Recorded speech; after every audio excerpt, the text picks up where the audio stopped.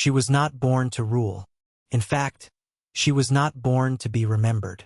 She came into the world on a small Aegean island called Tinos, then part of the Venetian realm, far removed from the opulence of sultans, domes, and empire. She was born Anastasia, the daughter of an Orthodox priest, a girl with olive skin, watchful eyes, and a quiet sense of observation. In her earliest memories, she walked barefoot over sun-bleached stones, listening to the creak of wooden doors and the salt-sweet wind of the Aegean. Her life might have remained anonymous, hidden in the fold of island time, until destiny arrived wearing the face of violence. In one of the many slaver raids that scarred the coastlines of the Mediterranean, she was seized, torn from family, language, faith, and name. A girl of 13, packed into the hull of a ship alongside others, eyes wide not just with fear but with something colder, comprehension. But she was different. Her silence did not come from submission, came from calculation. Within the gates of the imperial harem of Topkapi Palace, she ceased to be Anastasia. She became Mapiker, the name bestowed upon her by palace officials, meaning moon-faced, a title reserved for girls whose beauty warranted attention. The Ottoman harem was not merely a place of concubines. She spoke little, listened always. She noted the hierarchy of power among women, the rivalries, alliances, and quiet wars fought with glances, gestures, and favors. And somewhere in those marble halls and latticed windows, Mapiker became something far more dangerous than beautiful. She became ambitious. At this time, the Ottoman Empire was still a global giant. From the deserts of Arabia to the gates of Vienna, its reach was vast, but cracks were showing. Sultans no longer rode to war with the same fervor. Corruption spread like damp through an old wall. The Janissaries, once an elite fighting force, had grown restless and greedy. In this context of grandeur and decay, Sultan Ahmed I ascended the throne in 1603 at the age of 13. He was barely more than a boy, untested, idealistic, and lonely. Ahmed's reign was notable for many reasons, including the iconic Sultan Ahmed Mosque, known to the world as the Blue Mosque.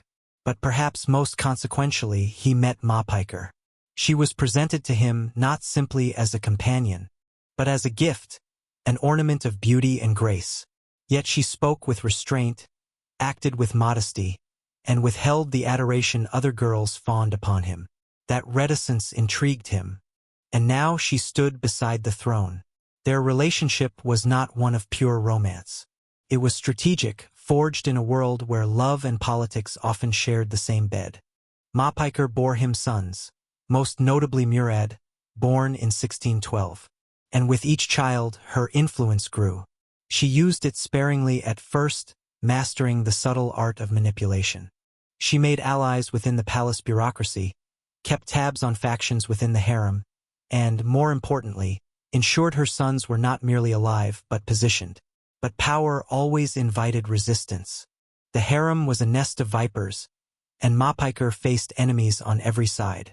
Other consorts of the sultan plotted against her, seeking to raise their own sons. She fended off accusations of sorcery, whispers of manipulation, and subtle moves to isolate her from Ahmed. But she endured. Every day she survived in that gilded prison was a victory. She understood that real power was not declared, it was accumulated. Quietly, patiently. In 1617, Sultan Ahmed I died at the age of 27, perhaps from typhus, though the rumors of poisoning never quite died. With his death, the imperial court spiraled into uncertainty. His heir Osman was still a child. The throne passed instead to Ahmed's half-brother Mustafa, who suffered from mental instability. It was an unprecedented choice, one that revealed the growing desperation at the heart of the dynasty. And for Mapiker, now called Kösem Sultan, it was both a threat and an opportunity. She knew that in Ottoman succession, the fate of a mother was tied to the survival of her son. The death of a sultan often meant the death of his consorts and their male children, a brutal purge meant to ensure unity of power. But Kosem had learned well. She moved swiftly, shielding her children from danger, bargaining with palace factions, and building a web of loyalty around her. When Mustafa's erratic behavior led to his deposition, and was eventually deposed and murdered by his own troops, a shocking act that forever altered the empire's understanding of royal inviolability. Kosem watched all of this from within the palace walls. She offered no public statements, but her agents worked ceaselessly. She knew the time would come. In 1623 it did. Murad, her son, then only 11 years old, was declared sultan. The empire was on the brink, fiscally strained, politically fractured, and morally adrift. But Kosem saw through the dust of that collapse not a ruin, but a throne. She stepped forward not just as a mother, but as a regent. Her enemies underestimated her once. They would not do so again. With her young son enthroned, Kösem Sultan emerged as one of the most powerful women in Ottoman history. She held no sword, wore no crown, and issued no proclamations, but she ruled. The child she raised would become a man, and not just any man but Murad IV, the iron-fisted ruler who would reshape the Ottoman Empire with blood and fire. Yet behind every command, every law, but she ruled anyway. Power is rarely taken in a single moment. More often, it is gathered slowly, like water from a well, drawn up by patient hands, one careful motion at a time. She was the mother of the Sultan, Valide Sultan, a title that carried the weight of empire, but none of the traditional guarantees. In those first uncertain days, her son's throne rested atop a crumbling foundation. It would be her hands, not his, that rebuilt it. The empire that Kosem inherited as regent was both vast and vulnerable. Externally, the Ottoman frontiers faced pressure from Persia, Venice, and Poland. Internally, the situation was more dire. The Janissaries, once the elite defenders of the Sultanate, had grown arrogant, mutinous. Into this world of disarray stepped a woman with no formal authority, no military backing, and no public voice. But Kosem did not need proclamations. She had patience, she had sons, and she had the palace. She began with the basics, control over the inner court. She placed loyal eunuchs in key positions within the harem and treasury. She cultivated the favor of religious scholars by financing mosques and endowments. She opened secret channels of communication with influential bureaucrats, some of whom she had known since the days of Sultan Ahmed. She made herself indispensable not by demanding control, but by solving problems no one else could. Her power was cloaked in ceremony and custom. As Valide Sultan, she was responsible for the harem and the upbringing of royal children. But the title was deceptive. It was a political role disguised as maternal duty. Kosem managed the court's finances, oversaw appointments, and served as the final voice in countless internal disputes. She kept detailed records, who owed favors, who posed threats, and who could be manipulated. She rewarded silence and punished ambition. And she waited. Her son Murad, meanwhile, remained a child. Too young to rule, he sat in ceremonial audiences and signed decrees prepared by others. His voice carried no weight. He was surrounded by tutors and guards, shielded from the roiling chaos beyond the palace walls. But Kosem understood that this would not last. Every passing year brought her son closer to power, and her own influence closer to the edge. And yet, she did not rush. In public, she presented herself as the dutiful mother. In private, she was a strategist without equal. She began to test the waters of authority. When the Janissaries demanded higher pay, Kosem intervened, not by confrontation, but by subtle negotiation. She offered stipends to their commanders, created positions within the palace to absorb their leaders, and divided their loyalties. She knew that to defeat a snake, one must first cut the head, not chase the tail. Her greatest challenge came from within, the growing resistance among court officials who bristled at being governed by a woman, even one cloaked in ceremonial legitimacy. The Grand Vizier, nominally the head of government, often found his authority undercut by anonymous decisions flowing from the harem. These anonymous decisions, of course, bore Kosem's invisible signature. She was not immune to threats. More than once, rumors of assassination plots surfaced. Poisonings, staged accidents, and whispers of strangulation floated through the corridors. Kosem responded not with fear, but with calculation. She made public donations to the poor, increased her charitable foundations, and hosted religious scholars in the palace.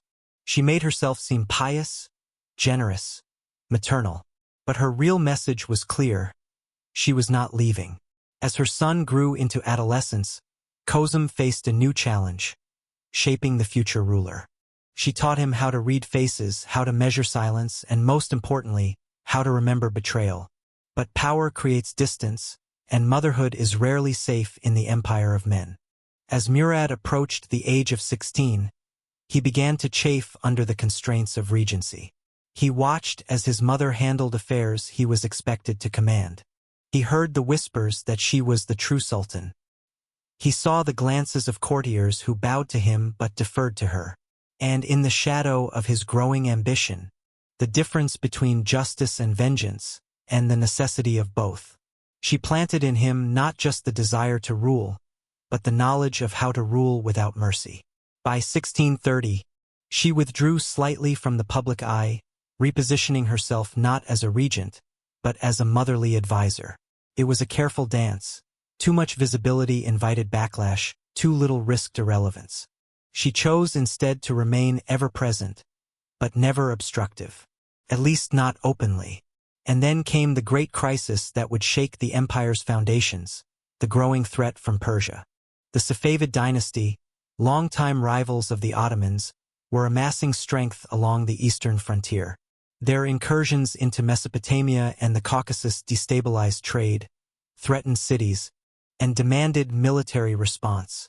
Murad, seizing the opportunity, declared his intention to lead a campaign himself. It was a statement of adulthood, of legitimacy, and of separation. Kosem allowed it. She stood by the palace gate as her son departed, not with a mother's worry, but with a ruler's restraint. She knew the campaign might fail. She knew he might never return. But she also knew that if he did return, he would come back changed, and ready to claim power that could never again be shared. And indeed, Murad returned, triumphant in ambition if not in outcome. He returned as a man who no longer saw himself as anyone's pupil. In 1632, following a series of bloody purges and brutal reforms, Murad IV officially ended the regency and assumed full control. Kösem Sultan, the most powerful woman in the Islamic world, stepped back into the shadows. But she was not gone. Not yet. For now, the child she had raised had become a ruler she could no longer control. The empire trembled under his hand. The streets ran red. And in the quiet of the harem, Kösem Sultan watched as everything she had built began to evolve. Perhaps flourish, perhaps rot. But never again hers alone. History would remember Murad IV as a tyrant, a reformer, a soldier king. But none of it would have been possible without the woman who guided him through fire. And though her name faded from edicts and proclamations, Kosem remained, unseen but never absent. The rise of Kosem was complete, but what followed would test not her ambition, but her endurance. There is a moment in every empire when the facade cracks, not from outside pressure, but from within. For the Ottoman Empire, that moment came not with the clash of armies or the siege of cities. He had fathered sons by multiple consorts, none of whom were old enough or strong enough to command immediate authority. The machinery of succession, which had long relied on fratricide to guarantee a single heir, now stood paralyzed. And into that void spilled ambition, fear, and chaos. Kösem Sultan had already sensed what was coming. She had watched the decay from within. The palace no longer served the throne, it served itself. Viziers plotted not for policy, but for proximity to the next sultan. The janissaries, no longer bound by discipline, extorted the treasury and intimidated ministers. Factionalism had become a second language at court. In such a world, she knew that survival would not depend on tradition, but on maneuver. And she was ready. After Ahmed's death, the question of succession ignited a storm behind the palace gates. The most logical heir was Osman, Ahmed's eldest son by another consort. He was barely 14 but old enough to be crowned. Kosem, however, had other designs. Her own sons were younger, Murad, still a child, but she knew that the path to power often required a detour. Rather than oppose Osman outright, she turned her attention to the true lever of control. His erratic behavior and apparent psychological fragility made him an unlikely candidate for leadership. Yet, in that very instability, Kosem saw a temporary solution. A puppet too fragile to rule, the Ottoman Empire was led by a man who could barely speak in full sentences. Mustafa's reign was short-lived. Within months, his behavior became too unpredictable to ignore. He issued contradictory commands, wandered the palace halls muttering to himself, and occasionally flew into violent fits. His inability to govern sparked panic among the elite, who feared both internal collapse and external opportunism. The solution came quickly. Remove him and crown Osman after all. Osman too was more than a boy. He was ambitious, intelligent, and reform-minded. He sought to modernize the military, reduce the power of the Janissaries, and reassert the authority of the Sultanate. But what he gained in vision, he lacked in experience. He underestimated the depth of resistance around him. His attempts to restructure the military were viewed as threats. His cuts to stipends angered powerful commanders. And his efforts to bypass the court bureaucracy alienated potential allies. Kosem watched it all unfold. She offered no direct resistance to Osman, but she quietly rebuilt her network. She made herself useful to those frustrated by the young sultan's arrogance. She whispered caution into the ears of generals and suggested patience to religious leaders. She waited for the moment when Osman would stretch too far. That moment came in 1622. Osman's decision to create a new army, composed of Anatolian tribesmen loyal only to him, sparked fury among the Janissaries.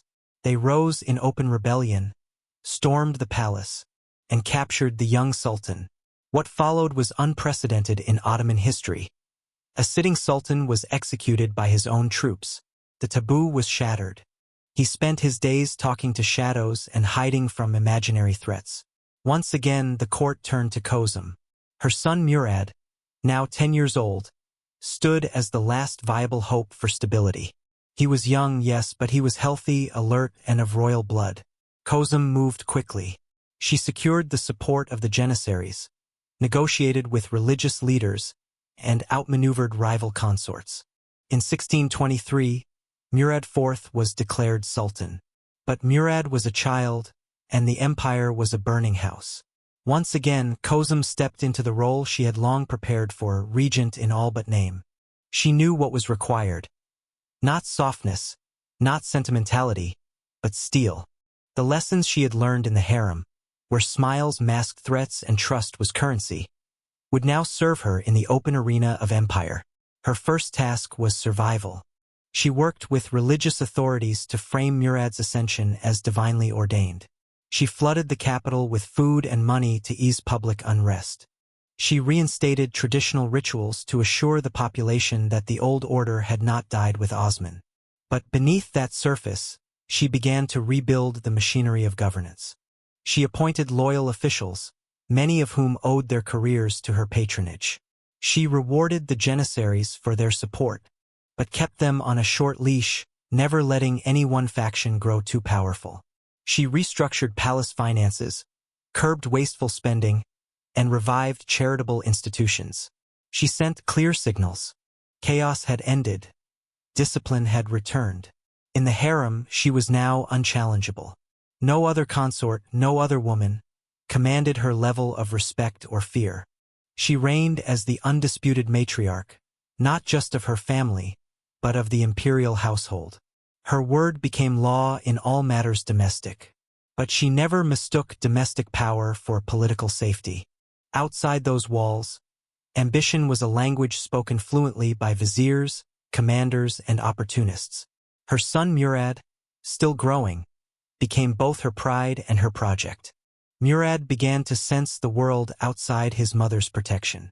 He heard the murmurs of discontent, the rumors of plots, the competing narratives that cast him as either savior or pawn. He asked more questions. He demanded more information. And Kosem, ever the strategist, gave him truth, but only in pieces. She kept control by controlling perception. But she knew that someday, he would demand more than knowledge. He would demand command. And so, Kosem began to prepare not just her son, but herself for the eventual shift. She understood that power, once shared, would one day be contested. She could guide Murad into manhood, but she could not guarantee his gratitude. History had no shortage of sons who destroyed their mothers in pursuit of autonomy. She took no comfort in her title. She placed no faith in maternal bonds. She relied only on what she had always trusted: preparation, leverage, and foresight. In these years, Kosem perfected the art of silent influence. She no longer needed to argue or instruct. A glance, a gesture, a word from her could reroute entire policies. Her palace apartments became the true center of decision-making. Ministers visited her in secret. Generals sent reports to her chambers before they were presented at court. She operated not as a figurehead, but as a force, unofficial, unopposed, and largely invisible. But visibility is the tax of power. Whispers began to grow louder. Who saw famine return, prices rise, and wars continue without clear direction. The Janissaries, having tasted regicide, grew restless once more. The bureaucracy, bloated and self-serving, resisted reform. The storm was coming, and Kosem knew it. The fall of a dynasty had given her rise. But in the coming years, she would face a different kind of challenge. Not how to take power, but how to survive its consequences. Her son would soon come of age. And when he did, he would not be the boy she had cradled. He would be a ruler shaped by fire, taught by fear, and hungry for a throne that could hold only one. The birth of a regent had been necessary, but the reign of a son would not be gentle. He wore the robes of sovereignty, sat on the jeweled throne of his ancestors, and received the bowing of ministers, soldiers, and scholars. But he did not rule. Not yet. Behind him, wrapped in silks and silence, stood the true sovereign, his mother. Kösem Sultan had waited for this moment not with joy, but with calculation. She understood better than any man in the palace that a boy on the throne was a candle in the wind. To preserve the empire, and her son's life, she would have to become more than Valide Sultan. She would have to become a shadow sovereign, the woman behind the curtain, the hand that moved the empire's levers while pretending not to touch them at all. And so began one of the most subtle and most absolute regencies in Ottoman history. From the moment Murad was crowned, Kosem acted with urgency. The memory of Osman II's violent downfall was fresh in everyone's mind. She began by surrounding the throne with her loyalists. Ministers, scribes, and advisors who owed their positions to her quickly filled the upper ranks of government. Even the Grand Vizier, technically the empire's chief administrator, knew that real decisions required her blessing. Kosem issued no public decrees. She held no councils in her own name, became an extension of her mind. She restructured the harem's hierarchy, placing trusted women in key roles. She gave palace eunuchs administrative tasks far beyond their traditional scope. The Safavid Empire to the east was emboldened by Ottoman instability. The Janissaries, now deeply politicized and corrupted, continued to extort wealth and manipulate appointments. They did not fear the boy sultan, and they had not yet learned to fear his mother. Kosem approached them with delicacy. She understood the Janissaries' pride, their self-image as guardians of the empire. She granted them stipends, honored their rituals, and flattered their commanders. But she also isolated their most dangerous elements, transferred their most volatile officers to distant posts, and cultivated rival factions within their ranks. It was a campaign of patience, not war. But for their political instincts, they taught him to read not just books, but people. Kosem ensured he was exposed to the realities of power, the corruption, the fear, the instability, not to frighten him, but to forge him. She did not protect him from the knowledge of betrayal. She armed him with it. Yet even as she molded him, she kept him close. Too close. As Murad grew into adolescence, he began to sense the limits of his freedom. Ministers answered his questions with glances toward his mother. Servants obeyed him slowly, watching first for her reaction. He signed orders he didn't write. He received petitions he couldn't respond to. He was a sultan in title but a student in truth. He requested military reports before they were summarized. He visited sections of the palace without a retinue. Kosem responded with careful restraint. She allowed these gestures, but always ensured that real power remained elusive. She justified her control with reason. He was still learning, still vulnerable, still in need of guidance. And in many ways, she was right. Local governors declared semi-autonomy. In Egypt, tax collectors refused to send full remittances. The empire's great machine, vast, ancient, and once invincible, was grinding into inertia. Kosem's regency, while skillful, could not replace the presence of an adult sultan. She knew this. The longer Murad remained under her wing, the more his legitimacy was questioned. Were quietly discussed in palace corners as potential replacements. Kosem moved swiftly. She expanded her intelligence network. That his crown sat on his head because of her hands. But the boy she had raised was no longer a child. He had grown tall, solemn, and distant. He spoke rarely in public, but when he did, his words carried a weight that made the ministers glance at each other. He walked the palace grounds at night, alone. He read dispatches in private and began annotating them. He summoned provincial governors without her consent. The shift was coming. Slowly, inevitably, the power balance was tilting. And then, in the early 1630s, came a breaking point. A janissary commander in the capital ordered the arrest of a tax official who had withheld payments. Kosem had arranged for the man's protection, fearing the fallout of military overreach. Murad intervened. He not only allowed the arrest to proceed, he ordered the commander to bring the tax official in chains to his court. There, before a stunned audience, Murad sentenced the man to death, citing treason. It was his first independent act of violence. And it was not merely a message to the court, it was a message to his mother. Kosem understood. She adjusted. She advised when asked. She kept channels open. But she did not retreat. She believed, perhaps foolishly, that their bond would endure, that her influence, though diminished, would remain. But power is a jealous master, and Murad had learned its lessons well. By 1632, Murad had assumed full control. He ended the regency not with fanfare, but with finality. Kosem.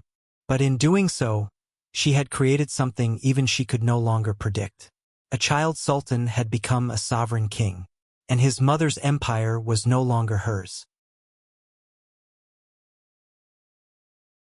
Empires do not always crumble with noise. Sometimes they simply burn from within, slowly, silently, while those at the center pretend not to smell the smoke. In the early 1630s, the Ottoman Empire was such a place. The Sultanate still stood. The mosques still glittered. The cannons still roared from the sea walls. But inside the heart of Topkapi Palace, a transformation had begun, one that would scorch everything that had come before. Murad IV had claimed his throne, not just in title but in truth. And Kösem Sultan, the mother who had built the empire around him, now stood at the edge of power, watching the fire she once lit blaze in directions she no longer controlled. For nearly a decade, Kosem had ruled as regent. Her name had been unspoken in public decrees but echoed in every corridor of authority. She had outlasted wars, court conspiracies, palace murders, and military mutinies. She had maintained the illusion of continuity while redefining the nature of Ottoman rule itself. But no regency was ever meant to last forever. She knew this. She had prepared for it, and still was reshaped in his. Her status as Valide Sultan remained intact, but in substance, she was no longer the empire's architect. She was now its relic, and yet she endured. They were acts of influence. If she could no longer command the court, she would command the people's memory. She would become the empire's conscience, even as her son became its fist. And Murad, now fully enthroned, was indeed a fist. He ruled not with counsel but with command. His word was law and law was punishment. Having watched the empire teeter on the edge of collapse throughout his childhood, Murad came to believe that order could only be restored through fear. And so he set out to instill it, systematically, mercilessly, and without apology. He began with the city. Istanbul, once a jewel of civilization, had grown wild in the years of weak sultans and indecisive viziers. Taverns overflowed. Gambling dens thrived. Coffee houses, centers of political dissent, multiplied. Murad issued decrees banning alcohol, tobacco, and coffee, and then enforced those bans with brutal efficiency. He did not rely on spies. He became one himself. Disguised in simple robes, Murad roamed the city at night, walking its alleys and stalls, listening to conversations. People spoke of the Sultan as a specter, appearing from shadows, dispensing justice with his own hands. Fear returned to the empire. So did obedience. In the court, he purged ministers who had once served his mother. Viziers, treasurers, judges. None were spared. Some were executed. Others vanished. Loyalty was no longer measured by service, but by silence. Murad did not trust words. He trusted results. He replaced bureaucrats with military men, reduced council sessions to declarations, and centralized power in a way no sultan had done in generations. To the public, his reign brought stability. Markets calmed. Roads became safer. Tax revenues increased. The janissaries, once the empire's most dangerous variable, fell into line or into graves. Murad reasserted Ottoman control over rebellious provinces, strengthened garrisons, and prepared for renewed confrontation with the Safavid Empire. The empire that had once seemed adrift was now marching to a single rhythm. His, and Kosem watched it all. She did not intervene, not openly. She understood that to challenge him now would be to risk not only her life, but the delicate fabric of legitimacy she had spent years weaving. Murad had become what she raised him to be: decisive, ruthless, commanding. But he had become something else as well, untouchable. And in that transformation, there was a loneliness only a mother could recognize. Behind the proclamations, behind the executions, behind the iron mask of authority, Kosem saw the boy who had once sat beside her at council meetings, copying her gestures, echoing her thoughts. That boy was gone. In his place stood a ruler haunted by betrayal, obsessed with control, and slowly poisoned by the isolation of absolute power. Their relationship became formal. When they met, it was in silence or ritual. There were no arguments, no pleas, no intimate conversations. Kosem played her role with grace, never overstepping. But in her private quarters, marching east to reclaim Ottoman honor and strategic territory, he commanded the army personally, refusing to delegate as his predecessors had. The campaign was successful, capturing the fortress of Erivan and terrifying the Persian court. It was a triumph not just of arms, but of image. Murad had proven himself not just a domestic enforcer, but a military leader. His return to Istanbul was met with celebration, parades, and religious ceremonies. But victories come with consequences. Murad, already drinking in secret, began to indulge more openly. The irony was bitter. He had banned alcohol and executed others for it. Yet he himself drank deeply. His health, already strained by stress and inherited weakness, began to fail. He became increasingly paranoid, executing even minor officials for perceived disloyalty. He reduced communication with his ministers to monosyllables. He distrusted his own physicians. He moved through the palace like a ghost in armor. Kosem saw what was coming, and for the first time in years she acted. She began visiting her younger son, Prince Ibrahim, who lived in enforced seclusion, a tradition meant to prevent fratricide and preserve succession. Murad had never married and had no sons. Ibrahim, therefore, was the heir. But Murad, fearing the same kind of threat that had once plagued his predecessors, debated killing his brother. Kosem intervened quietly. She bribed guards to report on Ibrahim's health. She made arrangements for his safety.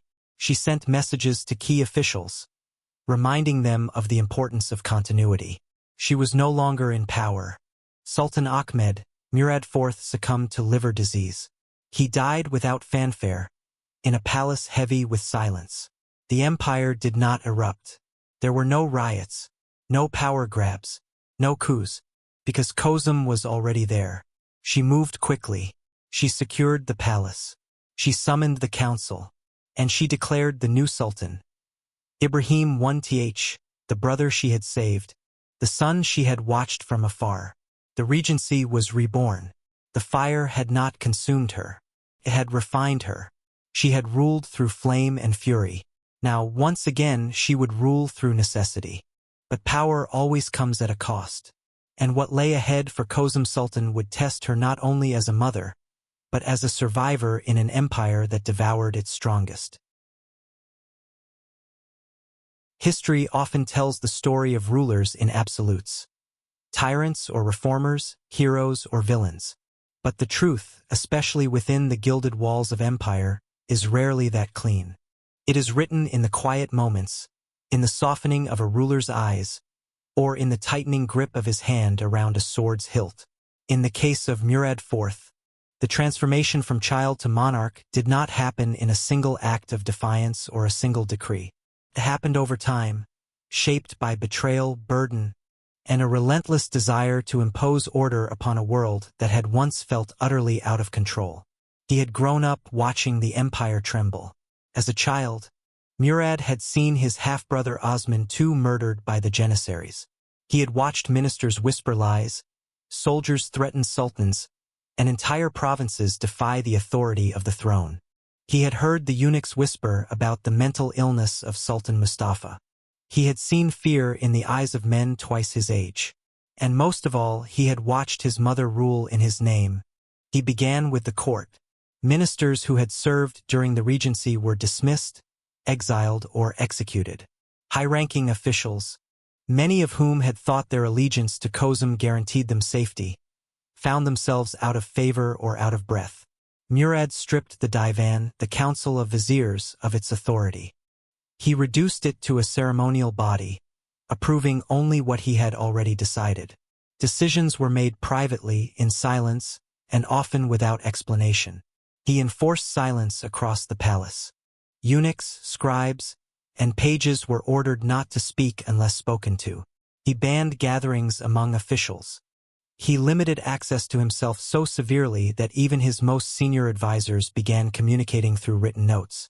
The Sultan was no longer a political figure. He was a presence, distant and absolute. Outside the palace, he moved with equal force. He reinstated imperial authority in the provinces with harsh campaigns of suppression. Towns that resisted his reforms saw their leaders hanged and their wealth confiscated. Cities that cooperated were rewarded lavishly. He created a binary system, obedience or annihilation. His relationship with the Janissaries, once the empire's most dangerous internal force, changed completely. He broke their back with a combination of terror and discipline. He abolished their privileges, banned them from interfering in politics, and executed those who had conspired in past rebellions. He did not negotiate with them. He did not flatter them. He reminded them constantly who had the right to kill. And yet, even as he imposed order, the transformation was not without cost. Murad IV became obsessed with loyalty. Not respect, loyalty. Total, unquestioning, absolute. He began interrogating his own ministers personally. He demanded that officials swear private oaths of allegiance not just to the empire, but to him alone. Not his generals, not his guards, not even his family. He grew paranoid. He ordered the surveillance of his brothers, fearing they would conspire against him. He limited his mother's movements, though he never formally accused her of treason. Kosem, sensing the danger, maintained a careful distance, communicating with her son through intermediaries and avoiding any public act that might be interpreted as overreach. Alcohol became his only companion. The irony was bitter. Murad had banned the sale and consumption of alcohol across the empire, enforcing the prohibition with ferocity. He executed tavern keepers. He ordered public whippings for intoxicated soldiers. And yet, in private, he drank deeply and alone. His nights were consumed by wine, rage, and long, silent walks through the palace gardens. He drank not to celebrate, but to forget. Forget the corpses. Forget the silence. Forget that the throne he had taken with such force had made him, in many ways, the loneliest man in the empire. His body began to betray him. Years of alcohol abuse strained his liver. He developed chronic pain which he refused to treat with traditional medicine. He trusted no doctors. Instead, he experimented with strange remedies, smoke, incantations, isolation. His fits of rage grew worse. He struck attendants. He destroyed furnishings. He screamed into the darkness. And yet, his empire functioned. In fact, in many measurable ways, it improved. Crime dropped. Tax revenues increased. Trade routes reopened. The Eastern Front was secured after the Yerevan campaign of 1635. In 1639, Murad's forces signed the Treaty of Zuhab with the Safavid Empire, establishing a stable border that would last for centuries. He centralized administration, reduced corruption, and reasserted Ottoman power in a way no sultan had done since Suleiman the Magnificent. But none of it brought him peace. Kösem Sultan watched all of this not with regret, but with a deep, maternal sorrow. She had shaped him to survive. She had taught him strength, vigilance, ruthlessness. She had raised him to command men who would otherwise consume him. And he had become all of those things. But in the process, he had shed everything else. He did not love. He did not trust. He did not share. There were moments, quiet, rare moments, when Kosem glimpsed the boy he once was. A flicker of recognition in the way he stood by his father's old portrait. A trace of hesitation when passing the room where his younger brothers were confined. A deep sigh, late at night, carried down the marble corridors. But these moments passed like smoke. Murad IV had not merely become a ruler. He had become an embodiment of control. In his final years, he spoke of death often. Not as a fear, but as a form of rest. He expressed doubt that anyone could govern the empire after him. He refused to name a successor, despite having only one surviving brother, Ibrahim. Kosem pleaded with him, subtly, indirectly, through allies and eunuchs. She reminded him of legacy, of continuity, of the empire's need for stability. But Murad refused. He kept Ibrahim once imprisoned, watched, humiliated, and broken. He had no heirs of his own, and he made no plan. In 1640, Murad IV died at the age of 27. He passed into legend as both a restorer of the empire and a ruthless tyrant. But behind every victory, every edict, every death, lay the silent shadow of his mother. The woman who had built him, taught him, and finally, could no longer reach him. The transformation of Murad IV was complete. He had taken a shattered empire and rebuilt it with blood and fear. And when he left behind silence. Kosem, once again, stood at the center of a storm. Her son was dead. Her other son, unstable, traumatized, and unprepared, would now wear the crown. And she knew the battle for the soul of the empire was not over. It was just beginning.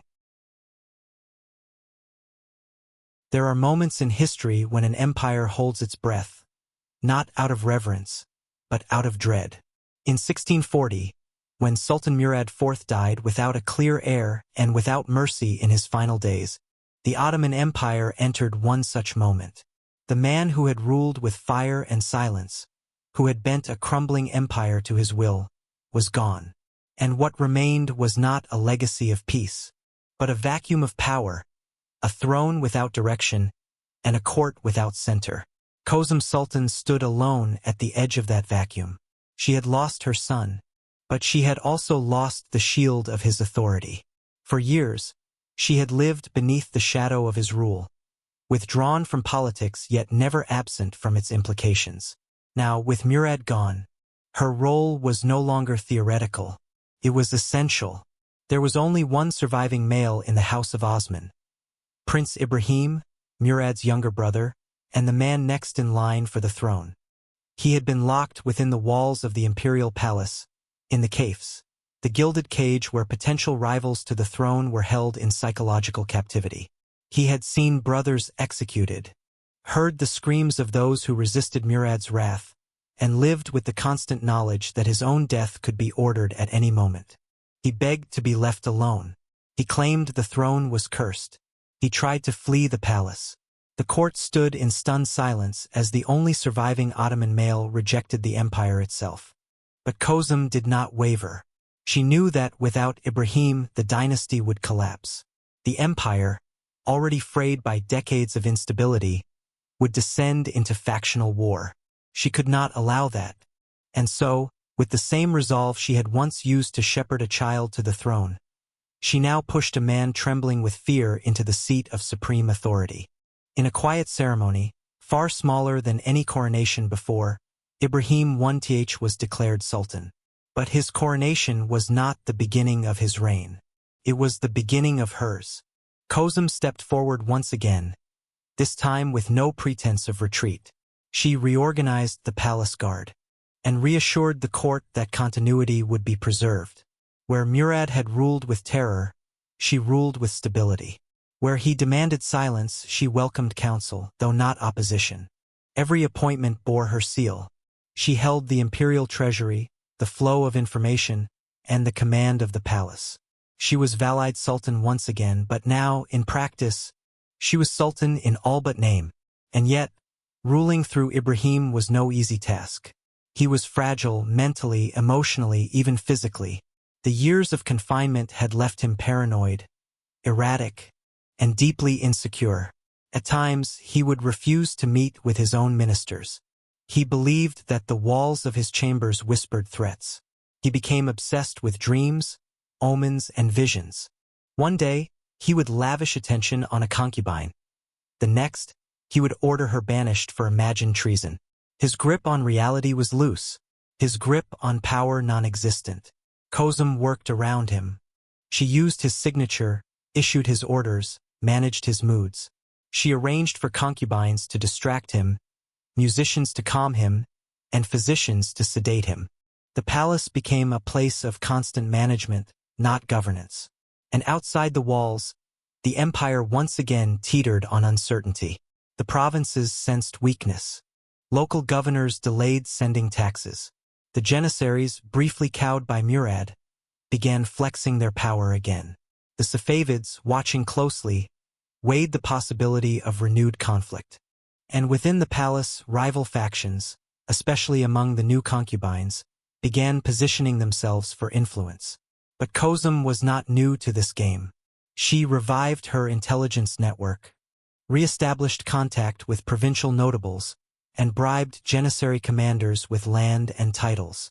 She launched new charitable projects, reaffirmed alliances with religious scholars, and arranged strategic marriages between court officials and loyal households.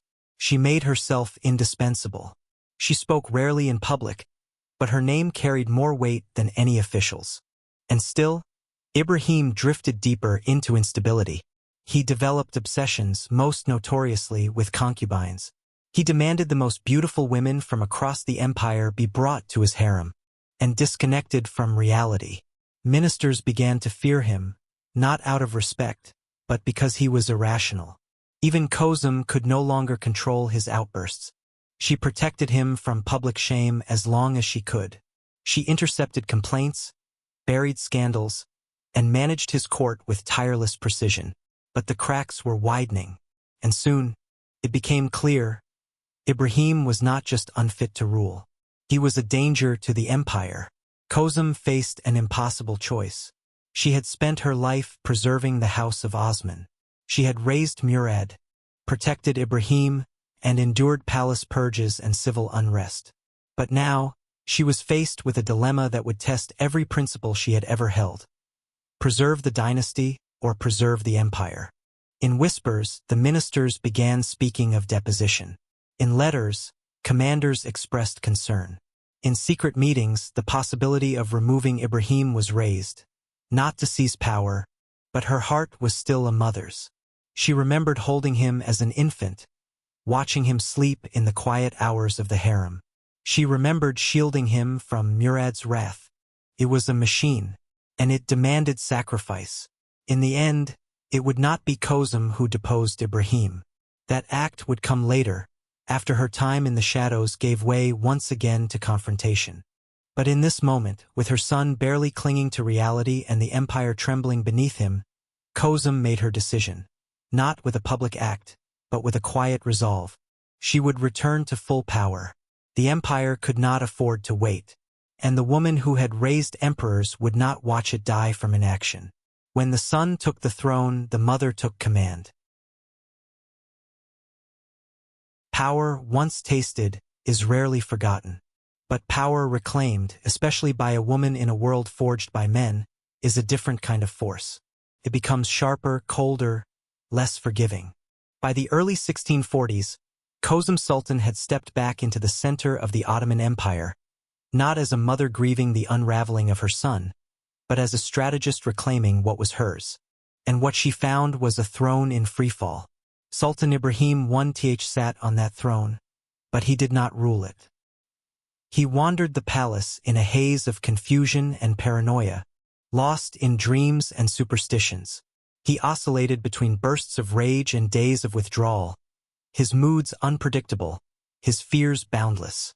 The palace had become a theater of absurdity. Ministers were summoned in the middle of the night to explain omens. Concubines were accused of sorcery.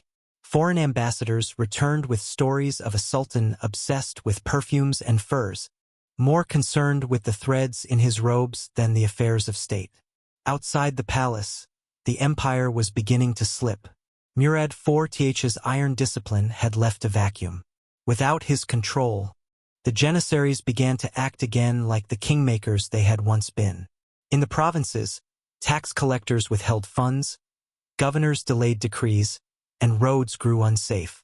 Trade through the eastern routes stalled, and border tribes tested imperial patience. In the capital, inflation climbed. The people whispered that the empire had no ruler, only a shadow behind a curtain and a madman in silk. And in truth, that was not far from the reality. Kösem Sultan had returned to the helm, but this time, she did not hide behind motherhood. She did not whisper from the corners or gently advise. She gave orders. She overrode ministers. She appointed viziers who reported directly to her. Her personal chambers became the de facto council hall. She controlled the flow of money, the movement of soldiers, and the appointment of provincial officials. For the second time in her life, she was the sovereign voice in an empire ruled by a man who could barely rule himself. But the iron she now wielded was not Murad's. It was subtler. Kosem governed through bureaucracy, through negotiation, through calculated fear. She knew the price of open violence. She had seen it with Osman II and Murad. Now, she ruled with strategic silence and precise action. A bribe here, a dismissal there, an execution only when necessary. Her reign was efficient, not theatrical. Yet it was not unopposed. Within the harem, a new figure had begun to rise. Turhan Hadisi, a young concubine of Ukrainian origin, favored by Ibrahim and mother to his only son, Mehmed. Turhan was not merely beautiful. She was intelligent, ambitious, and observant. She quickly understood that her son's survival and her own depended on more than Ibrahim's affection. It depended on succession, and succession depended on eliminating rivals, including Kosem. But at this stage, Kosem still held too much. The court bowed to her. The janissaries feared her. And Ibrahim, though increasingly erratic, still depended on her for decisions, which had exploded under Ibrahim's bizarre tastes. The Sultan demanded palaces filled with velvet, fleets of pleasure boats, and entire rooms perfumed with ambergris. He issued decrees to flood the markets with luxury imports, bankrupting the treasury. Kosem reversed many of these decisions, quietly suspending orders or redirecting funds. She sold royal lands to cover military expenses and doubled down on tax enforcement. But even she could not control the storm forever. in 1644, killing several high-ranking officials and sparking outrage. The Venetian Republic retaliated swiftly, attacking Ottoman positions and beginning what would become a decades-long war over Crete. The empire, already teetering, now faced a prolonged and costly foreign conflict. Kosem tried to respond decisively. She summoned the viziers. She redirected troops. She proposed a new war tax. But she faced resistance, not from enemies, but from within. The ministers no longer acted with the cohesion they had under Murad. Some resented Kosem's authority. Others feared the political consequences of obeying a woman over a sultan. And Ibrahim? He refused to even acknowledge the war. He became obsessed with astrology and called for the imprisonment of astronomers who gave him bad news. The court fell into dysfunction. Then, in 1648, he ordered the execution of several concubines, many of whom had no connection to court politics. Dozens of women were drowned in the Bosphorus by palace guards. The act shocked the capital. The people, already disillusioned by Ibrahim's wastefulness and cruelty, erupted in protest. The Janissaries, for the first time since Murad's death, prepared to act. A coalition of religious leaders, military commanders, and court officials approached Kosem with a proposition. Ibrahim must be deposed. Kosem did not respond immediately. She had spent her life navigating the delicate line between maternal loyalty and imperial necessity. She had saved Ibrahim once. She had protected him against reason, against precedent, and against his own self-destruction. But now, she faced the unthinkable. The empire could not survive him. She consented. On August 8, 1648, the Janissaries stormed the palace. Ibrahim was arrested and imprisoned. A fatwa, a religious decree, was issued declaring him unfit to rule. The court prepared for a transition. And once again, the eyes of the empire turned to Kösem Sultan.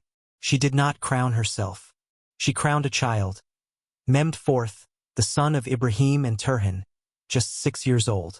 With the empire once again underage at the top, the regency returned. And so did Kosem. But this time the shadows were deeper. Her authority, while respected, was no longer unchallenged. Turhan, though young, held the legitimacy of motherhood. The Janissaries, though obedient, remembered their own power. The ministers, though cautious, now sought a balance between competing courts. And survived the collapse of kings now faced a new kind of enemy. Time. She had outlived 2 sons, witnessed the destruction of legacy, and restored an empire more than once. But with each step forward, she carried the weight of every decision, every body buried beneath the palace floors, every oath broken in the name of order. And the palace, once her domain, had begun to turn. And the woman, still veiled in silk and silence, was Kösem Sultan, returning once again to power. But this time, the shadow she cast was longer, colder, and less certain. Kosem had ruled through sons. She had raised Murad IV into a sword of order. She had preserved Ibrahim against every instinct of statecraft. And now, she turned her attention to her grandson, not out of affection, but out of necessity. The empire, once again, teetered on the edge of internal chaos and external aggression. The Janissaries, emboldened by their role in Ibrahim's downfall, demanded rewards. The provincial governors, uncertain of the central authority, delayed their allegiance. The Venetian war over Crete raged with no clear end. And the court, fractured between old loyalties and new ambitions, buzzed with unease. Kosem stepped forward not as grandmother, but as regent. This time, however, her role was contested from the very start. Turhan Hadisi, mother of Mehmed IV and now the Valide Sultan in title, refused to be sidelined. She had learned much during Ibrahim's reign.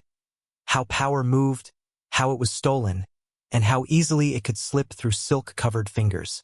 Though still young and relatively inexperienced, and military commanders aligned themselves cautiously. Some remained loyal to Kosem, whose skill and decisiveness had preserved the empire through its darkest decades. Others gravitated toward Turhan, the The state continued to function. Kosem, still razor-sharp in her judgment, managed the empire's day-to-day affairs with precision. She approved appointments, dispatched military orders, negotiated with foreign ambassadors, and restructured financial policies to offset the costs of war. Her grip on the empire was not as tight as it had once been, but it was still respected. Many within the divan preferred her familiarity over Turhan's inexperience. In these early months, it was Kosem who made the empire breathe. But something had changed. She was no longer the feared matriarch of Murad's reign or the necessary hand behind Ibrahim's. She was now a rival to the Sultan's mother. And in that distinction lay danger. The empire had never been built for two women at the helm. As 1649 unfolded, tensions escalated. Kosem, sensing the threat from Turhan, began to consider alternatives. One of those alternatives was another grandson, one with a different mother, one more easily controlled. Rumors began to swirl that Kosem was contemplating replacing Mehmed IV with a younger prince, hoping to return to a full regency under her unchallenged authority. Turhan, already wary, became certain. She tightened her control over the young Mehmed, filling his days with loyal tutors and attendants. She built alliances with the palace eunuchs and key members of the janissaries. And most importantly, she began to reshape public perception. Through the religious establishment, she portrayed Kosem not as the savior of the empire, but as a relic of darker times, a figure of executions, shadow deals, and sultans who ruled through fear. Meanwhile, Kosem found herself increasingly isolated. Her old allies were gone, dead, deposed, or quietly retired. The ministers who once owed her everything now played both sides. The janissaries, always unpredictable, grew restless without clear patronage. Even in the harem, her network of influence shrank as younger women pledged loyalty to the rising son of Turhan. And the empire? It marched on not with strength but with fatigue. The war in Crete dragged into its 5th year. The treasury, though stabilized by Kosem's measures, remained under immense strain. The population, weary of constant transition, grew skeptical of court politics. Whispers of conspiracy returned, louder this time, some suggesting that Kosem had already begun plotting the removal of Mehmed IV. Others claimed she had ordered poison for Turhan. Still others believed she planned to seize power outright, abandoning the veil of regency altogether. Whether any of it was true hardly mattered. In a palace where perception was reality, the echo of suspicion was as deadly as proof. In the summer of 1651, Kosem's enemies moved. A plan, precise and irreversible, was set in motion.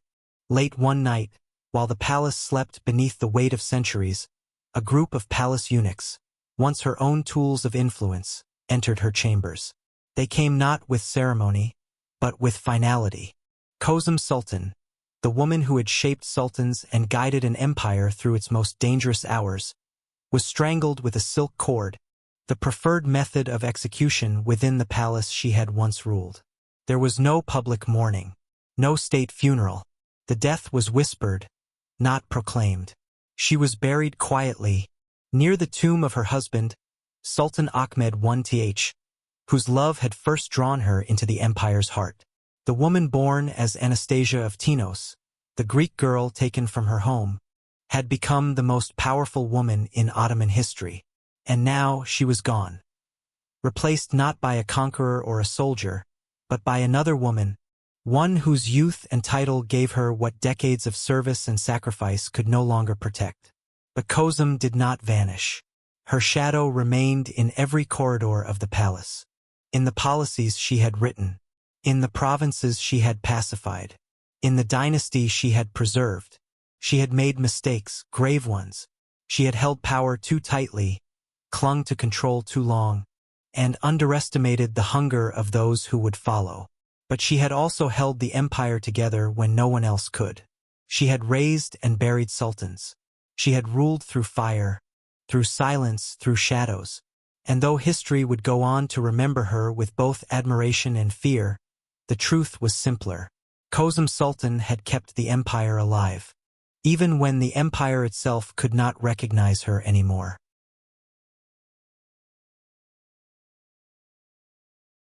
When a ruler dies, the empire usually moves on.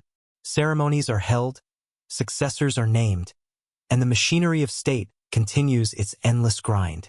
But when Kösem Sultan died in 1651, silently, violently, and without fanfare, there was no procession, no proclamations, no poems written in her honor. There was only the sound of the palace closing around itself, as if history were attempting to bury her before anyone could ask why. She had once ruled from behind veils and whispers, guiding sons, managing viziers, preserving the Ottoman order through decades of crisis. But in the end, she had died not at the hand of war or rebellion, but through a silent execution, orchestrated in her own chambers, in the empire she had helped to rebuild. Her death was not simply the fall of a person, it was the conclusion of an era. For nearly 3 decades, Kosem had been the keystone in the Ottoman edifice. Her influence had stretched across reigns, through bloodlines, and beyond the walls of the palace. Now that keystone had been removed, and what remained was something both newly stabilized and dangerously unfamiliar. At the center of this new reality stood Turhan Haddisi. Young, determined, and now unopposed, Turhan became the new Valide Sultan, a role that had passed from one woman to another like a torch between queens of the invisible court. But Turhan's rise was not simply the victory of youth over experience. It was the formal end of Kosem's political lineage, a clear and deliberate pivot away from the old matriarchal model of rule. Where Kosem had governed through a mixture of strategic cruelty and maternal control, Turhan would shape her regency through visibility, legitimacy, and open assertion. She moved quickly. The network of eunuchs loyal to Kosem was dismantled. Her estates were reviewed, and some were quietly reclaimed by the state. Supporters of the old Queen Mother were retired or transferred to distant posts. The harem, once a web of intrigue and private diplomacy, was reorganized with greater discipline and transparency. And at the heart of it all was the boy sultan, Mehmed IV, now 7 years old, raised not in fear, but in ceremony, learning statecraft from a mother determined never to share her throne. And yet, Turhan inherited more than just a crown and a child. She inherited an empire still bleeding from the long war with Venice over Crete, a war that Kosem had struggled to manage and that now fell squarely on Turhan's shoulders. The cost of the conflict was staggering, draining the treasury, consuming soldiers, and threatening trade routes vital to the empire's economy. Ottoman prestige had suffered, and internal revolts in the provinces signaled that even after a transfer of power, unrest remained close beneath the surface. Turhan, for all her political acumen, had limited experience in military or fiscal matters. But what she lacked in training, she made up for in instinct. She elevated competent officials rather than loyal ones, granting broader powers to grand viziers who could command the respect of the army and the administration alike. Most notably, she empowered Köprülü Mehmed Pasha, a hardened and pragmatic statesman, who would go on to revitalize Ottoman governance through reforms, suppression of rebellions, and strict financial discipline. This appointment was perhaps Turhan's greatest political achievement, but it also underscored a profound truth. The empire, after decades of being steered from the shadows of the harem, was beginning to reorient itself outward, toward the Grand Vizierate, toward the bureaucracy, and away from maternal regency. The cost of power had never been clearer. Kosem had spent her life in the architecture of control, constructing an empire within an empire, mastering the subtleties of indirect rule, balancing loyalty with fear. In the process, she had redefined what a woman could be in the Ottoman world. Not just a mother, not just a sultan's favorite, but a true sovereign in all but name. But that redefinition came with a toll. She had sacrificed her name, her origins, her faith. She had lost her husband, outlived her sons, and ultimately died at the hands of the very system she had preserved. Her legacy was stained by her own brilliance, admired, resented, and feared. She had become so essential to the empire's survival that she was also seen as a threat to its future. And yet, in her absence, her fingerprints remained. The very fact that Turhan could rise so quickly was because Kosem had made the path for her. The networks of female power, the influence of the harem, the very concept of a regent queen mother, these were not accidents of tradition. They were systems Kosem had forged in the crucible of dynastic violence and imperial fragility. Systems that endured. Outside the palace, the people barely knew the details. They did not understand the rivalries of the harem, or the fears that guided the hand of state. But they knew stability when they felt it. And as Kösem Pasha began his reforms, as the war in Crete entered a new phase, and as the boy Mehmed IV grew into his role, the empire began to breathe again. Yet the questions remained. What had been lost to preserve the Ottoman order? What had Kosem become in her pursuit of protection and power? Was she the savior of the empire, or its most dangerous illusion? In a quiet tomb surrounded by the dead she once ruled, Kösem Sultan remained. No grand epitaph, no triumphal legacy carved in marble. Only the silence she had once mastered, and the empire she had refused to let fall. Power had a cost, and Kösem Sultan had paid it in full. Every empire has a rhythm, a pulse that beats beneath its palaces, its armies, its banners of war and diplomacy. For more than 3 decades, that rhythm in the Ottoman Empire had quietly followed the footsteps of one woman. She was not born into royalty. She did not wield a sword. Her name was not etched into treaties. And yet, in every corner of the state, from the gold-leafed ceilings of Topkapi Palace to the windswept borders of the empire, her influence could be felt. Her name was Kösem Sultan. When she died in 1651, strangled in her chambers by palace eunuchs acting on secret orders, her story did not end. In many ways, it had only just begun to settle into the bones of the empire she had shaped. Her legacy, like the empire itself, was not clean. It was layered, conflicted, powerful, and tragic. In the years that followed her death, her grandson Mehmed IV grew into his reign. He would become one of the longest-serving sultans in Ottoman history, presiding over a renewed period of military expansion, institutional reform, and relative stability. But behind that resurgence stood the systems and precedents that Kosem had set into motion. The revitalization of central authority, the empowerment of capable viziers, the taming of the janissaries, and the reshaping of harem politics into a viable mechanism of imperial continuity. Her final sacrifice, her own life, had cleared the path for a smoother transition of power. But it had also marked the end of the era of the regent mothers. After Kosem, no woman would ever again wield the same breadth of influence in Ottoman politics. Turhan Haddisi, though powerful in her own right, would gradually cede decision-making to Köprülü Mehmed Pasha and his successors. The harem, once the secret engine room of empire, became increasingly ceremonial, and the invisible court that Kosem had ruled with such precision faded into the background. But her absence remained palpable. In times of crisis, ministers still invoked her name, sometimes in fear, sometimes in admiration. Diplomats recalled her correspondence, her understanding of foreign courts, her ability to speak in the language of men without ever raising her voice. And within the imperial family, her story became cautionary, told in hushed tones to young princes and concubines alike. A woman who saved an empire, only to be swallowed by it. It is easy, perhaps too easy, to reduce her to caricature.